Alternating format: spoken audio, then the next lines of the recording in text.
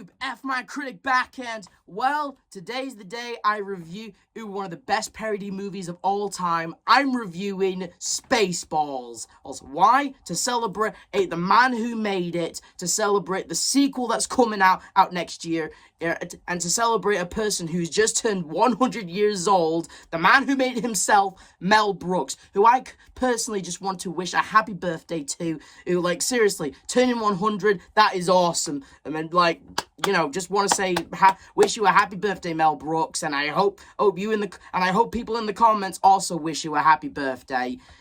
And to celebrate, let's review your all-time classic, your parody movie of all parody movies is Spaceballs. Spaceballs, the parody of Star Wars.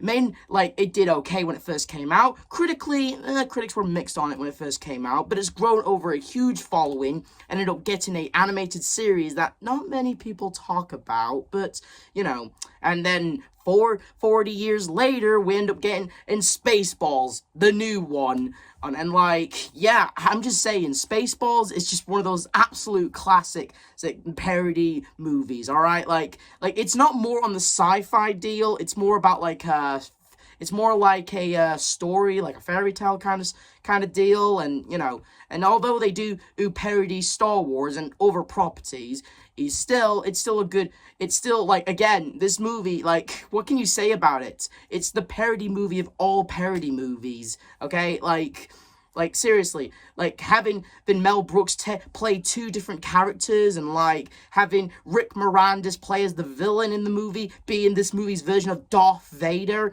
and having, like, the late John Candy play as a half man, half dog, but his own best friend, Barf, and, like, I'm just saying, in the idea for this movie, just saying.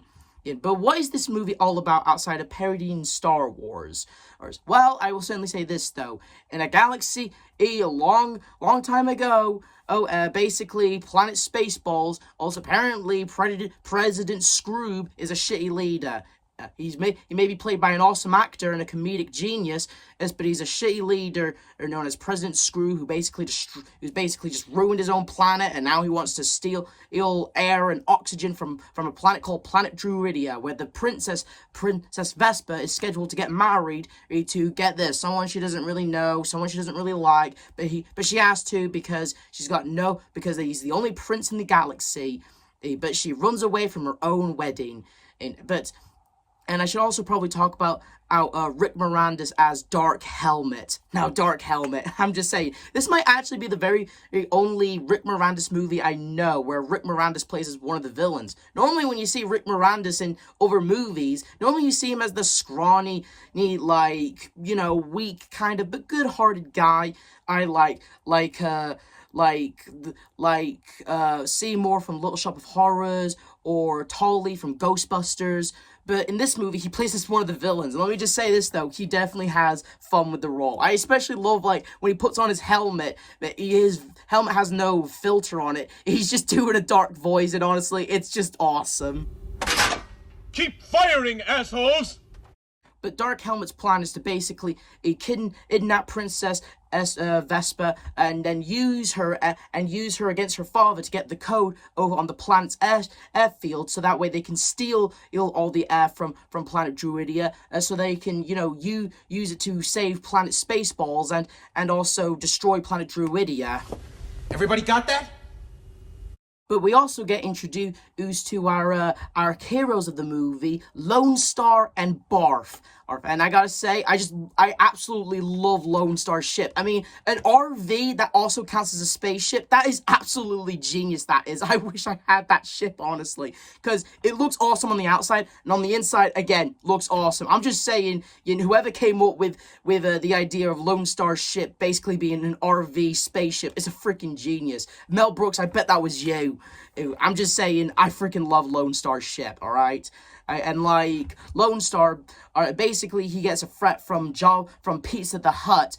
He owes Pizza the Hut a lot of money, and basically, if he doesn't get it, he's dead, and his best friend Barf, played by the late John Candy, who I also just want to say a great choice to get John Candy to play as Barf. All right, I heard Rick Moranis basically like went to the director and say, hey, hire my good friend and John Candy to play as Barf, and you know, it was a good idea, good call on that one. Praise for Rick Moranis for that one, because Barf, I could not think of anyone else to play as Barf. All right, John Candy did an awesome job. Because let me just say this though, John Candy's been in a lot of awesome movies. He's Uncle Buck, Trains, Planes, and Automobiles. But for me personally, I think this is the role that John Candy was born to do, okay? And you can quote me on that, because I absolutely adore Barf in this movie, all right? I love John Candy's performance, and every line he delivers is just really funny, and just, again, you just get that John Candy energy to him.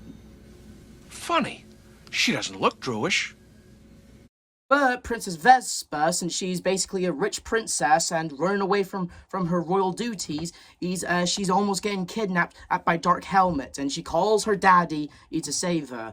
And her daddy goes send Lone Star to go rescue her, and Lone Star says, hey, I'll do it, but for 1 million space bucks and stuff, and like, not just enough to pay off Pizza the Hut, but in Lone Star's own words, we're not just doing this for money.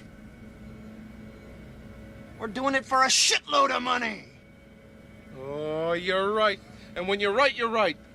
Anyway, eventually Lone Star and Boff track down Princess Vespa and Dot and rescue them. And it's basically your typical, they don't like each other because one's a rich princess who's kind of snobby, one's a laid-back, like, kind of guy who doesn't always do the right thing unless money's involved and stuff, and like, they're clearly gonna do this thing where they don't get along, they don't really like each other, but they're gonna be head over heels by in the end. Yeah, but you know what, it makes up for it, because honestly, Princess Vespa and Lone Star do have decent chemistry, and, you know, it does make comedic effect, and it is comedically hilarious, and like I said, this movie, even though it is a parody of Star Wars, it's more of a fairy tale kind of deal, really. But eventually their ship kind of crashes onto a desert planet, where Dark Helmet and Colonel Sanders have to, like, basically watch the movie within the movie. Like honestly, we all know where this is going, all right? We all know this part. It's all of our favorite when it comes to this movie. The what the hell am I looking at scene.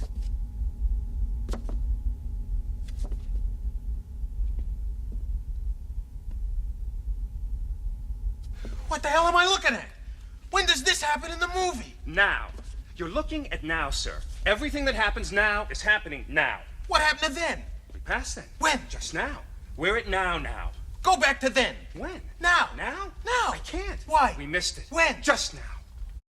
Now that Dark Helmet and Colonel Sanders now know when was then and when is now, and now where our heroes are now, they now know where to go. And our heroes, it's nightfall, and Lone Star and Princess Vespa have a very nice scene together that shows off their chemistry, and it's actually a really nice scene, and you do get a lot of laughs from it too.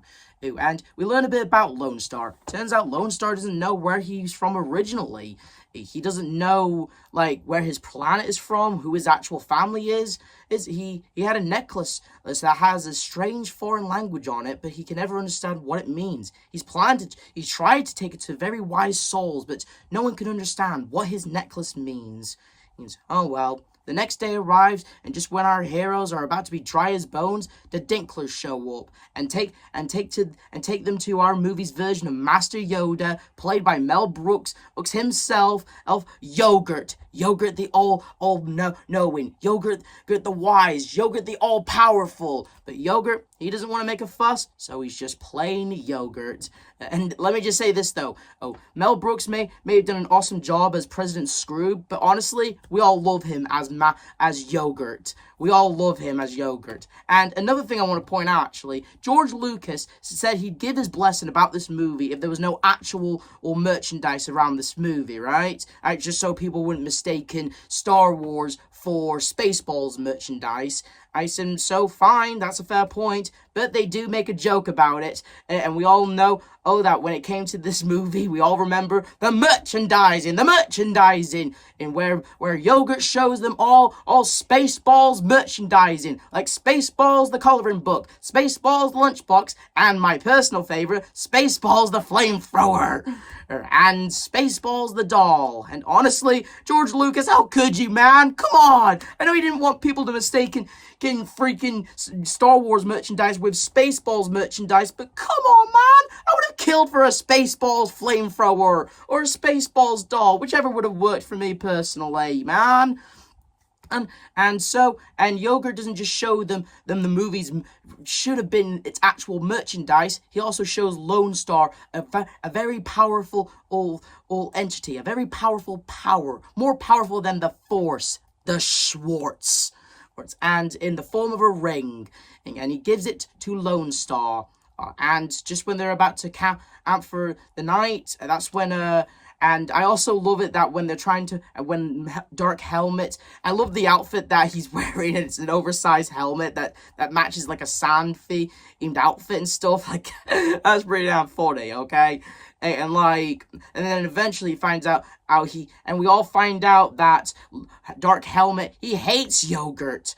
He also hates it when it has strawberries with it and stuff. And yeah, apparently Dark Helmet hates yogurt, apparently. And he uses that to his advantage. And even though, Yogurt may have a powerful Schwartz, and even though Dark Helmet also has the Schwartz, turns out Dark Helmet doesn't have as good as a Schwartz as Yogurt Schwartz. But he does use the Schwartz to trick Vespa into being Vespa's father, and kidnaps Vespa. And that's when Lone Star and Barf and Dot they go for a search party. Oh wait, I forgot. Sorry, I meant to say only Lone Star and Barf. Dot also gets kidnapped as well. Where Yogurt and Dark Helmet, where Yogurt and Lone Star part ways, and we all know about this scene. Will they ever see each other again? Well, according to Yogurt, God willing, we'll all meet again in Spaceballs 2. The search for more money. Now that Dark Helmet has Princess Vespa, they exchange with her father, and if the king did not give the code to the force field on the air, he was gonna use this nose doctor, the best nose doctor in all the galaxy, to give Princess Vespa back her nose, her original nose. And I gotta say, I love the acting from Princess Vespa's actress. It's hilarious and at the same time very good acting. Her old nose!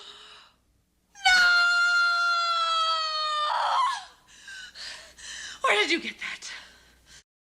Also, I just kind of want to get this off my chest, actually. I thought the nose doctor was actually Harold Ramis. I'm not gonna lie. Like when I saw the guy, I found out it's not Harold Ramis, but honestly, he kind of looked like Harold Ramis. I'm not gonna lie. The nose doctor, he did kind of look like Harold Ramis. I thought it was Harold Ramis at first until I had to research it. Turns out it wasn't. Kind of a shame if you asked me, but the king, he gives in and gives Dark Helmet and President Scroob the code, and and as for Lone Star and Barf, they set out to planet Spaceballs and go on a rescue. I also like the part where Barf mocks the two Spaceballs guards, and he flips them off and makes smooching faces. That's pretty damn funny from John Candy, that is.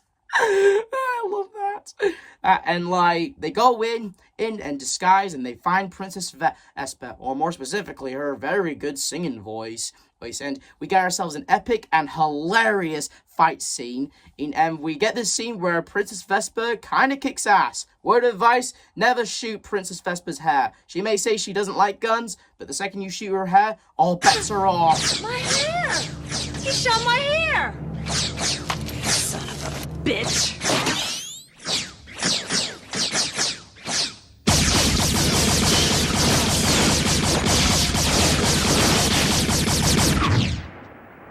Holy shit! What I love about that scene is the payoff on John Candy's performance, alright? I'm just saying, the part where Boff says, holy shit, I'm just saying, I love that part. That part is what sells it for me, honestly. And yeah, Princess Vespa, she suddenly just kicks ass. Never shoot her hair.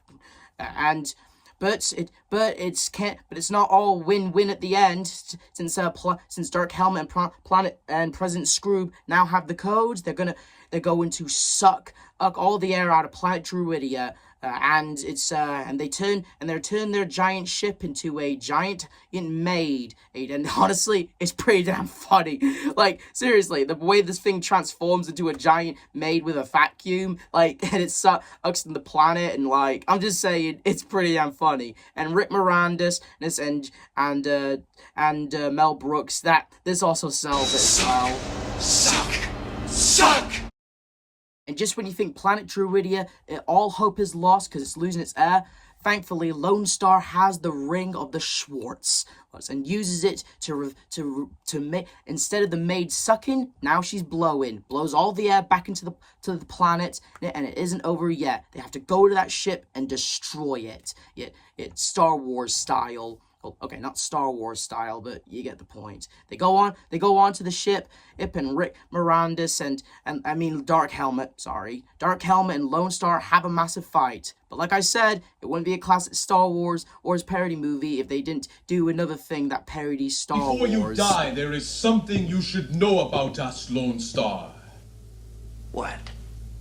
I am your father's brother's nephew's cousin's former roommate. What's that make us? Absolutely nothing. I'm just saying, when it comes to this movie, it's a comedy movie, it's a parody movie first, comedy movie second, and just all in all, it's a genius movie, okay? Let's put it that way. Hey, they have a massive fight using the Schwartz rings, even attacking the camera crew, who at some point, pretty hilarious stuff. And eventually, Lone Star loses the Schwartz ring, but he had the Schwartz all inside him this whole time. And manages to make sure the ship has a deactivate button, and self-destruct button. And just when Lone Star, Boff, Princess Vespa, and Dottie are trying to escape out of there, President Scroob, Colonel Sanders, and Dark Helmet, they're all trying to figure out what the hell we're gonna do. The ship's gonna blow up with an awesome banger, which is the Spaceballs song. I'm just saying, the Spaceballs song is a jam, alright? And like, it is hilarious, it is awesome, and the scene is just batshit insane, but in a very positive and awesome way, okay? And like, I also love this part where Rick Moranis meets with the spirited woman, and like, I just love this part from Rick Moranis. It always cracks a laugh out of me. You fat bearded bitch! And so now it's just Colonel Sanders and Dark Helmet and President Scroob. They're gonna be blown to Kingdom Come. They think they could deactivate it, but the deactivate button is out of order. And according to Dark Helmet, even in the future, nothing works. and the ship blows up. But luckily they did survive. I mean, we do need them in the sequel after all. And now the day is saved. All the air has returned to Planet Druidia. The villains are not dead but defeated. And the heroes, they take Princess Vespa back to her kingdom, where she's scheduled to still get married. And Lone Star, he doesn't accept the money, which is a good thing, because Pizza the Hut, the guy who they owed money, apparently ate himself to death, which means they're free as birds now. But Lone Star, he still wishes that he could be with Princess Vespa. Too bad he's not a prince. And just when they go to a local diner with a local Star Wars reference, and when they leave that diner after another reference that isn't Star Wars related, which is funny as shit, that's when Yogurt shows up and tells Lone Star the necklace around his neck was more like a birth certificate, proving that he is a prince, which means he has a princess in his future. And now, since Lone Star realizes he's now a prince, he goes back to Planet Druidia and crashes the wedding and be's the one that Princess Vespa has to marry, which Princess Vespa happily agrees. Both of them get hitched, and that's the end of the movie. And that was Spaceballs. And my God, Spaceballs. What can you say from this movie, okay? Like I'm just saying, again, the acting is hilarious and awesome. The special effects is awesome and really good. And the comedy, my God, the comedy is what sells it, alright? Mel Brooks, you're a freaking genius for making this movie, alright? You could watch this movie 40 more years, like I'm just saying, 40 more years into the future, this movie will still be a classic, alright? It still is to this day, and I still like recommend it. And the line, "May the Schwartz be with you," I definitely say that. May the Schwartz be with all of you. May the Schwartz be with you, to Mel Brooks, and may the Schwartz be with Spaceballs, and may the Schwartz be with Spaceballs, all's a new one. And may the Schwartz be with the F-Man Critic, telling you to like, subscribe, hit notification, and I'll see you guys next time, and a happy 100th birthday to Mel Brooks. See ya, and one more time, may the Schwartz be with you.